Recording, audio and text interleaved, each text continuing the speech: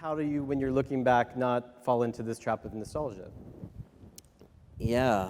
Well, the show isn't about history, so I'm not a historian, and I don't think I'm pretending to be a historian. I've done some research, but I wouldn't say I'm a historian.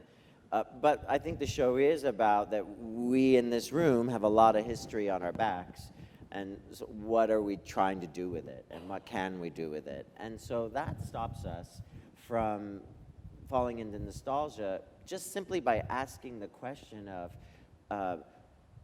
what can we do with this history so that we can live in this moment in a healthy, progressive way instead of just using history as this thing that we must honor, you know.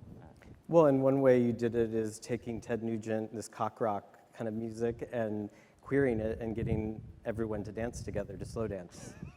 So that was the only time I had that hard of a time. Actually, was in Toronto at another benefit. Benefits are tricky, but yeah, they would not do it in Toronto. It was really intense, and it was partially the way the stage was set up. The stage was here, and the audience was there and there, so there was no way to get everybody together because of this weird.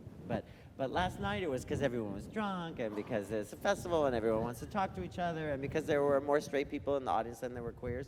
So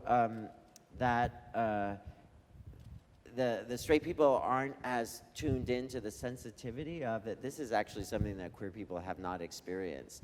Slow dancing in a room full of other people, slow dancing with someone of the same gender. Mm-hmm. And it's not something that, and so that's an emotional thing. I mean, queer couples come up to me after the shows all the time and say that they just were sobbing during it. And it's the first time they've ever, danced with somebody in a public space like that in a slow dance.